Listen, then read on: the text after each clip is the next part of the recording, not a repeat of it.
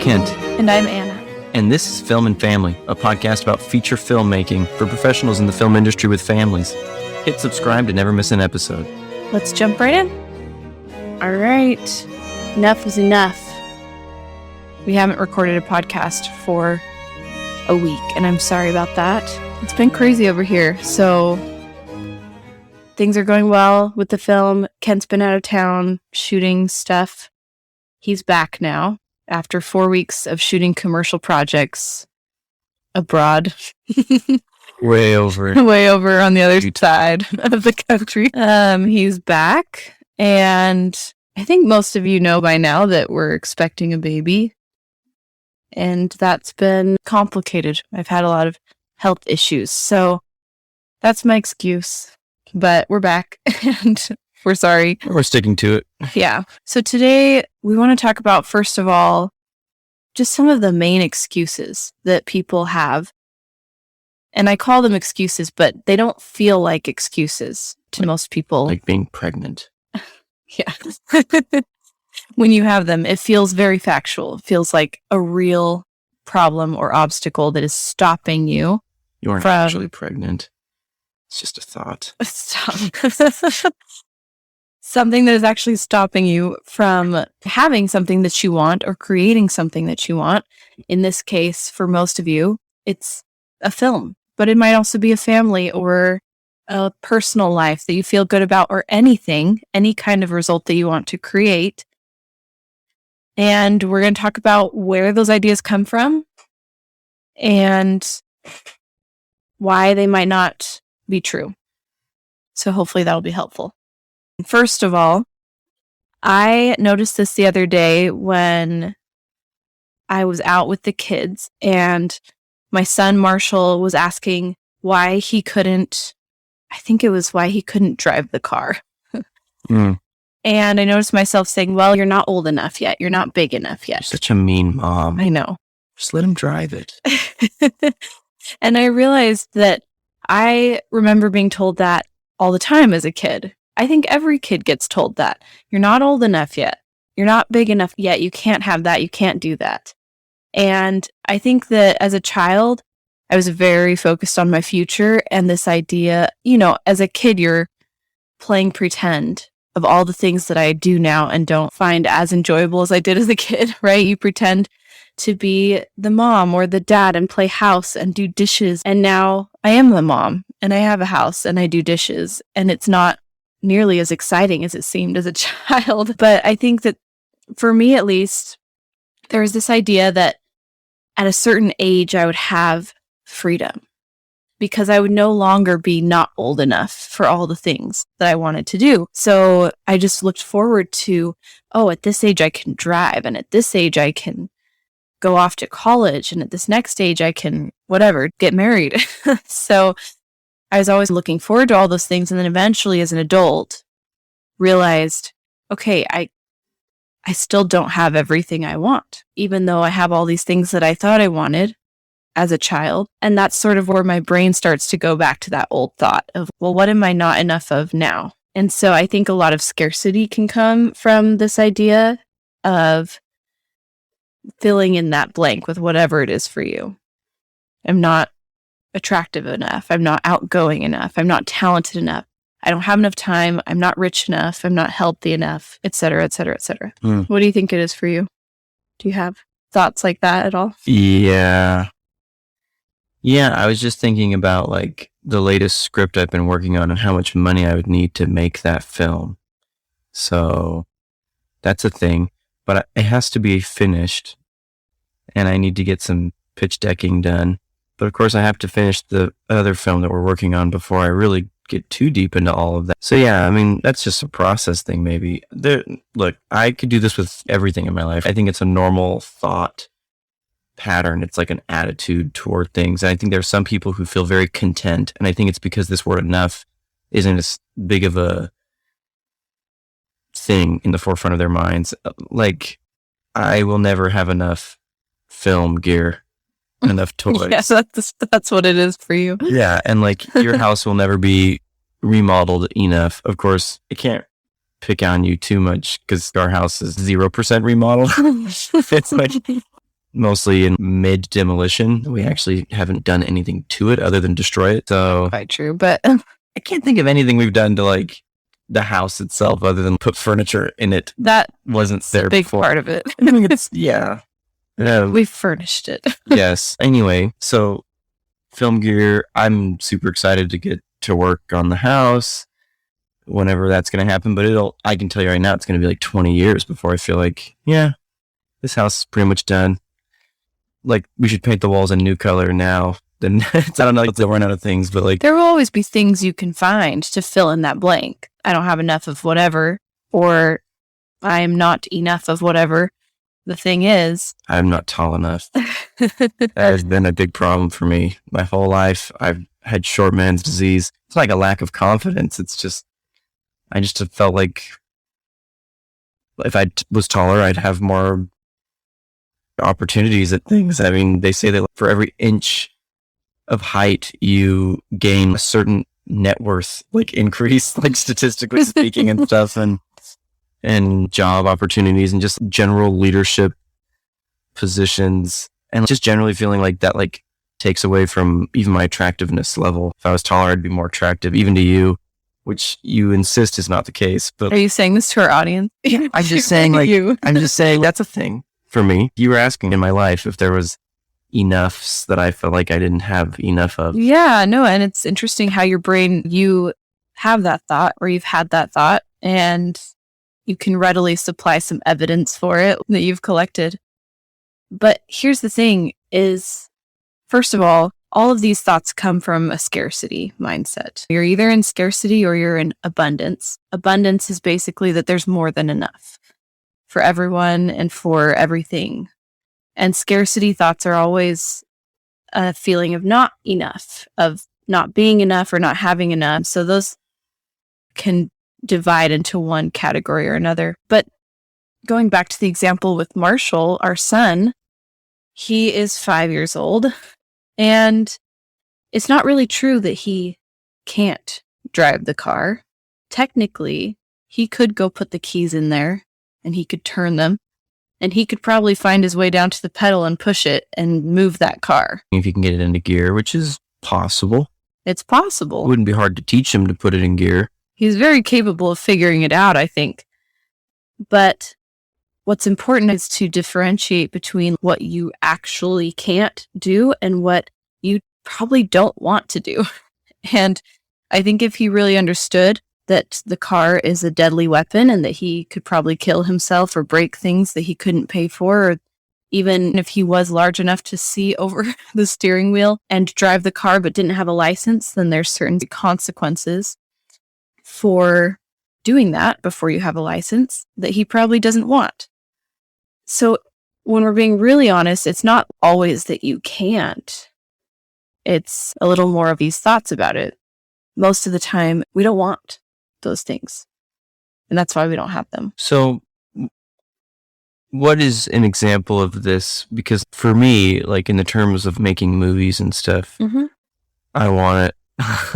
What do you want? Let's talk about gear, right? Yeah. For that one. Yeah, like I would love to have all the zoom lenses that I want. So this is a perfect example. There's a prime set too. This is a perfect example. You showed me your shopping cart today. Sure did. It wasn't a shopping cart. It was a wish list. A wish list of items that you'd like to purchase. Actually, several wish lists. Yeah. Of varying prices. And I think it's natural for us to say, well, I can't have that. But you could. Oh, I could. You could just go press that buy button. Yeah. So that's what I mean. I'll add a gun to defend my house from the IRS and police who will come after me when I don't pay for those things. But that's where it's good to say, I don't want to buy them. Instead of saying, I can't buy them, I actually don't want to hit that buy button yet because I don't want to have this huge debt that I can't pay off. I don't want to be perfectly honest, I could pay it off. I actually have no doubt.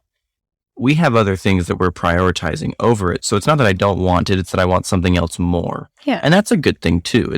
I would love to have all of those things right now, but I think if I'm willing to wait, I can have it. And I think it's helpful for me to just be like, yeah, I'm going to have that pretty soon. To wait. Pretty soon. And right now, I'm in the depths of editorial and also writing and prep on a different feature. So I'm not shooting right now. So I wouldn't really be able to use those lenses very much. Maybe I'd used them if I'd bought them a month and a half ago. I could have used them on these last shoots that I just did. But right now, I'm likely going to end up in doing some commercial editing on top of the feature film post that I'm supervising. And yeah, everything I'm doing right now is editorial or prep or pre or writing. I'm not really working on production. Yeah. So you're right. You have your reason. I don't actually really want, I mean, yeah, if money wasn't an issue, but even if it was like free, if someone just like dropped them on my doorstep, I'd probably go out for a day and like shoot a bunch of fun stuff with it. And then eventually be like, okay, I can't fill up all my hard drives and all my days with shooting on these fun new toys. And it would get old unless it was a real project. So you're right. What would I really do with them this second? Well, and you even said we're prioritizing other things, but I wish I could buy them all. You could buy all of them. You could find a way to buy all of them if you really wanted to. But if we sell your house, you could. And if we were remodeling the house, which is our other priority, and I bought the lenses and I got all the feature film editing done and everything, I wouldn't even have time to use the lenses even if I bought them right now. You're right. Thanks. I'm glad we had this talk. It's a hard thing to realize, and we all do it. I just did it a few weeks ago. The possession of it will make me whole and happy and attractive. Those long lenses will make me taller. My legs aren't long. At least my lenses are. The lenses, these are the lenses they shoot Tom Cruise on. This is why he looks so tall. I know he's not. They make him taller. Anyway. Yeah, so I just had a similar realization too, because I was getting coached on wanting to go and do things that I thought would make me look better. And so I was like, I would really love to go get my hair done and get my nails done and all this stuff. And my coach helped me realize you could do that. Why aren't you really? If you really wanted that, you would find a way to go get some money and get that done and find the time. You wouldn't have these excuses if you really wanted it. And so she helped me see, first of all, that I was lying to myself by saying I couldn't and saying I couldn't afford it. And second of all, it opened up my mind to why am I not then? And I began to realize that personally for me, I had some thoughts about it. I was worried about what other people would think, especially my husband, you. I get all the bank notifications on my phone. He'll see that red way and he'll, have to ask, can you watch the kids so I can go get my nails done? And then he'll think I'm this high maintenance wife, spending money on frivolous things. It's all right. So I had all these just as thoughts. long as you want the kids so that I can go buy lenses and use them for a few hours every day. Had all these thoughts that were actually creating me to not want that. And so I found reasons why I couldn't have it instead of owning that for some reason I actually didn't really want those things that I wanted. Yet, or right now, given the circumstances. Is that confusing? It's kind of confusing, but it makes sense. And sometimes that's not what happens, right? Sometimes we say, oh, I want this thing, but I can't have it, or I don't have enough of blank, or I am not enough blank. And then we say, if that's not true, then what is true, and why don't I actually go do it?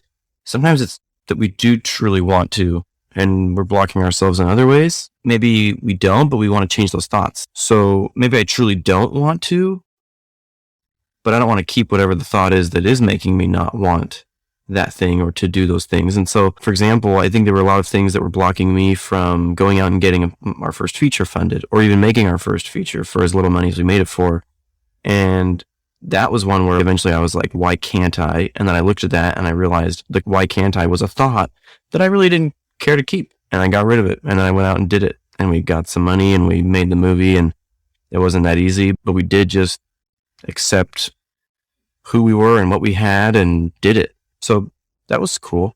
Yeah. It's not always you don't actually want it, is my point. But the point is that getting to the reason of why will reveal to us what we do truly want and what we don't truly want. And so these things that we want that aren't the best thing for us, we realize that we don't actually want them. Like, these lenses aren't the best thing for me right now, but I'll get them so I can be content knowing that it'll just be a little while, a few months. Right. It's not factual that you can't have it, but it does feel that way sometimes. And for every single one of these examples we gave, you aren't attractive enough, you aren't outgoing enough, you aren't talented enough, you don't have enough time, enough money, enough health, whatever. There is someone in that same exact circumstance or worse who has found a way or who would find a way. And there are all sorts of things that disprove each and every one of those. There are plenty of not attractive people who can make movies and get married and do all sorts of things. There are plenty of not outgoing people who direct movies and who are great at what they do. You can go down through all of these. And so if it was factual, we would all agree that this set amount of money is enough to make a feature film. But you get people who say, no, 50 million is not enough to make a feature film. And then you get someone else who thinks, oh, $1,000 is not enough to make a feature film. And then you find someone who has made a feature film for less than that. For less than 50 million? Name one. No one has made it for less than that. So that's how we know that it's not a fact, right? It's not like you do a blood test that says, yes, you are a feature filmmaker, or no, you are not. This is something that you can learn, that you can do, and that you aren't born able to do or not. Trying to think of something quibby to say. You had a little smile on your face. Yeah, the whole idea. It's Gattaca. That's like that whole movie is. Does your DNA test work out? Because if your DNA doesn't look good enough, then you're not a candidate for all sorts of things. But it shows that's not really true. I think this is helpful for me. There are definitely those inspirational things where, I get wrapped up in this a lot with feature films, especially where I'm like, we'd have to push the budget up a little higher. We'd need this or that actor. We need to whatever. And everything's going to bloat once you end up in this SAG tier. And I get down those rabbit holes really fast in my brain. And then I always have to look back and remember, no, but there are plenty of people who have done movies in all sorts of budget ranges. There are people who have made really successful films for $7,000. There are people who have made really successful films for about $90,000 or for about $250,000. There are people who have made really good films at $900,000. There are people who have made Oscar-winning films for just under $1 million or $1.5 million. Just in 2016, Best Picture was $1.5 million production budget. Might have been actually a little higher than that, but the fact that it was even in that range is pretty astonishing, I think. And it had big actors in it, but there are movies with no big actors in it that do super well, that sometimes even end up in the Oscars. And Chloe Zhao made several feature films before with no actors, much less name actors. They were just non-actors. And so she figured out a way to do it. And she never had actors per se. Yeah, Napoleon Dynamite was a huge hit. It was $200,000, and yeah, production budget wise, it was between 2 and 4, but my understanding was that it was about 2. And then these all sound like anomalies or outliers, but they're proving that things are possible. It's interesting that sometimes I get wrapped up in like, I need a better DP than myself to make a film or whatever. And so Chris Nolan DP'd his first feature. Damien Chazelle DP'd his first feature. None of these guys even wanted to be DPs, but they just figured it out. And Nolan's looked pretty decent. Chazelle's didn't look so great, but who cares? He knew how to frame and how to edit, and he was creative and people could see the talent, even though it wasn't the greatest movie anyone had ever seen. He was a very strong directorial talent. So it did what it needed to do, that film. And yeah, it's good reminder. Yeah. So what I hope you'll get out of this is knowing that you are enough and you have enough right now. And that can be hard to believe, but it really is true. And the reason that this matters is because as long as you think that there's these obstacles stopping you, you're stuck behind them. And it's like trying to treat an illness when you have been falsely diagnosed. So you're medicating for the wrong problem. It's probably going to make it worse. And if you think the problem is that you don't have enough money, for example, then you're going to be trying to fix that problem as opposed to trying to fix that belief, when really this is a mental obstacle. Yeah, we've seen that in Hollywood like crazy. We see people make millions and millions of dollars doing commercial film, and it takes them decades to get around to making a feature film. And they all talk about at what point do they quote unquote feel like they have quote unquote enough money. I opened and closed too many quotations. I only meant to quote unquote enough, that word, okay? And Tarsem, before he made The Fall, he spent $30 million of his own money. That's how successful of a commercial director he was. He spent $30 million of his own money. There's another guy that I've been reading about from Australia who just made his first feature, and he spent $2 million of his own money. I think most of us listening to this podcast would probably be like, yeah, if I had that kind of cash, I'd be like, yeah, that's enough. I'll make a good film for that much money in today's great technological age of democratized everything. But these guys all had different enoughs, right? And so none of them actually needed any money because Robert Rodriguez made a movie with $7,000 of his own money. It's like he gave blood and he got enough money. Anyone in the working class, poor, below the poverty level could scrape up $7,000. Just Yeah, I mean, you watch Christopher Nolan's first film too, and that was about $9,000. they shot it on weekends. And they shot Because a he was working. 16 millimeter film. I don't even know how they fit that into It the would be way $9,000 cheaper budget. to make his film now than it was for him then. Yeah. I wonder how much Tangerine cost. Because they didn't have iPhone. iPhone, so there was no film stock. Mm-hmm. And there was no hard drives hardly being filled up. Maybe a really tiny one, a really cheap one.